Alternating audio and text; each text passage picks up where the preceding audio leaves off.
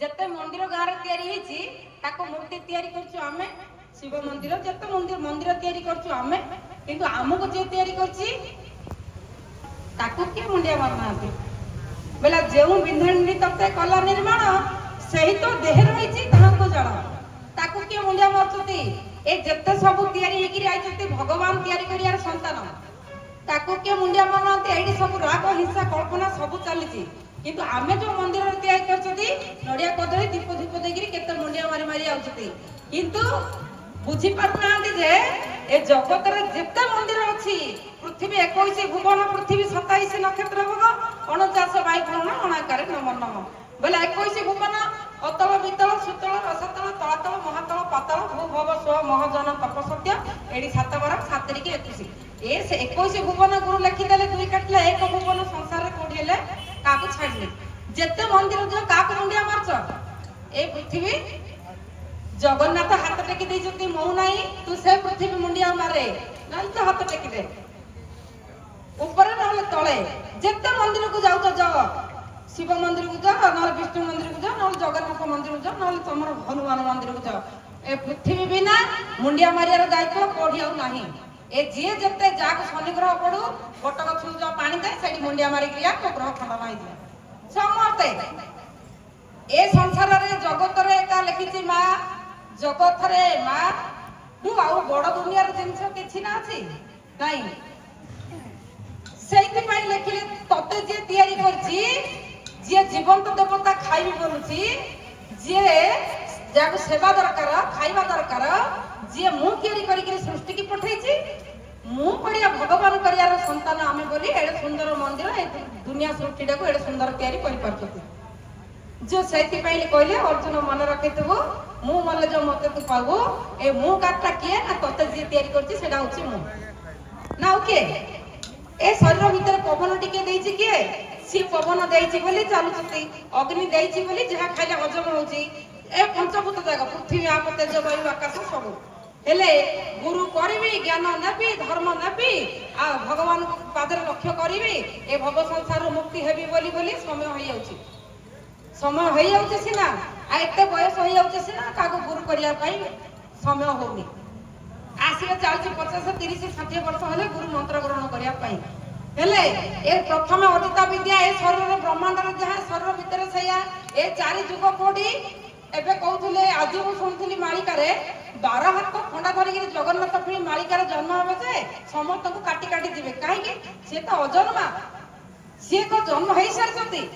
से तो 4 जुग जाक जन्म हो सारी ओ खंडा 12 हाथ खंडा ना ए शरीर भीतर 12 आंगुली पवन जाऊँगी जार सरीगला सी खंडा ता पाखे पड़ जाऊँगी आ जगन्नाथ केतल जगन्नाथ कौटी अच्छी बोले सदा चंचल निद्रा ना क्या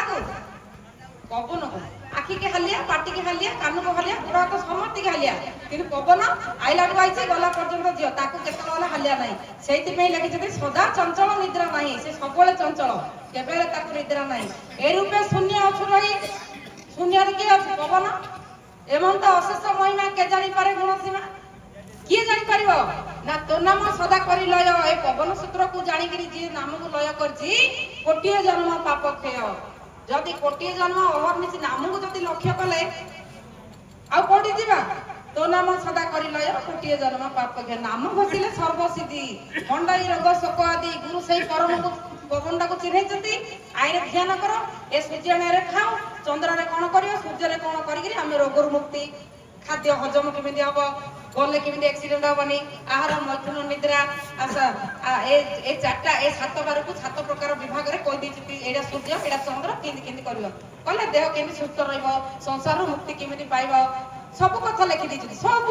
ब्रह्मांड रो जहा कथा जेमिति आखि रे पाठ पढिले विश्व ब्रह्मांड रो सरियार नै से गोटे पृथ्वी जिनि कान रे जत्ते नाम गाइले भी सी गोटे पृथ्वी पाटी रे जत्ते कहले भी सी गोटे संसार पृथ्वी निश्वास मध्य प्रश्वास को चिनिले बेला जत्ते मापुथिले से धान केबे सरिबो नाही खेचरी मुद्रा रे मापिबो गुरु गोविंद ध्याई देढ़सुर भाई बहु को प्रीति लागिछि जही सही घरे धान रखिबो खंट लागिबो नाही एक खंट कोडी ना काला पुरुष ए शरीर भितरे जेतल काला प्रवेश होउची तू जदी से परम को साधना करथबो तो देह भितरे काला की रोग पसी पारिबो नाही सही दिन जदी आउथरे मा एबे पसी गां गां घर घर पसी ମା କହେ ଶ୍ରୀ ଶ୍ରୀ କଳାରୁଦ୍ର ମଣି କି ଭଜଏ ଏ କାଳ ଭୋଗଟାକୁ କା ଜଗି ଦେଇଥିବ ବୋଲି କହିବେ। ଏ ଶରୀର ଭିତରେ ଯୋଉ କାଳ ଭୋଗଟା ବେଳ ଭୋଗଟା ଚିହ୍ନେଇଛନ୍ତି ସ୍ତ୍ରୀ ମାନେ ପୁରୁଷ ଅଙ୍ଗଡ଼ା ସ୍ତ୍ରୀ ସ୍ତ୍ରୀର ଅଙ୍ଗଡ଼ା ଶ୍ରୀ ଶ୍ରୀ ପୁରୁଷ ହଉ କି ସ୍ତ୍ରୀ ହଉ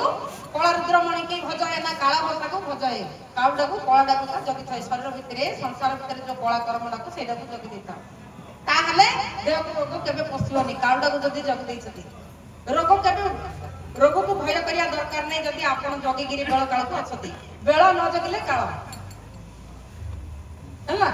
ଏ ସୂର୍ଯ୍ୟ ଆଉ ଚନ୍ଦ୍ର ଏତିକି ଆମେ ତ ବେଶୀ ଦୂରକୁ ଯାଇପାରିବାନି କିନ୍ତୁ ଜାଣିବା ପାଇଁ ତ ପୃଥିବୀ ସିଏ ଗୋଟେ ପୃଥିବୀ ଏଠି 7 ଜନ୍ମ ନେଲେ ମଧ୍ୟ ଇୟାର ପାଠ କେବେ ସରିବନି।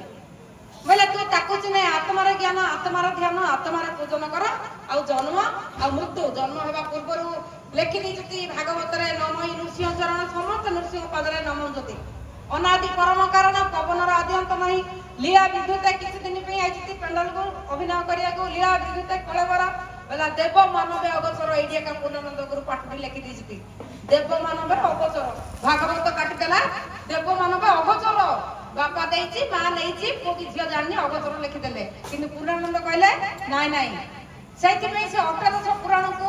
ପାଦ ତଳେ ରଖି ତାଙ୍କ ଟିକେ ଆହତି କରାହଉଥିଲା। ବୋଲା ନାଇଁ ନାଇଁ ଦେବ ମାନବେ ଗୋଚର ଦେବାନକ ନେବାନକ ଜାଣିପାରିବ। ଯଦି ମନୁଷ୍ୟ ହେଇକିରି ଏତିକି କର୍ମ ନ ଜାଣିପାରିଲା କି ଲାଭ ରହିଲା।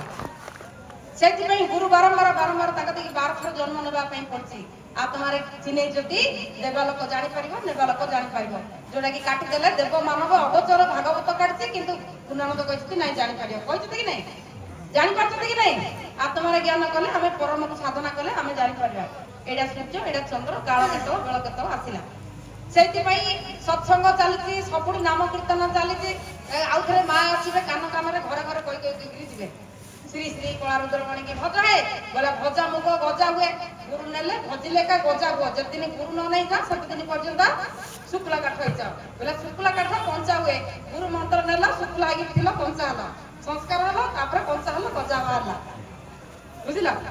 ଅପୁତ୍ରିକ ପୁତ୍ର ଦାନ ପାଏ ଅନ୍ଧ ଚକ୍ଷୁ ଦାନ ପାଏ। ଯୋଉଦିନ ଗୁରୁ ନେଲା ଜ୍ଞାନ ନେଲା ସେଦିନ ଚକ୍ଷୁ ଦାନ ସେତେବେଳେ ମିଳିଲା। ୟାକୁ ବୁଝିବା ଦରକାର।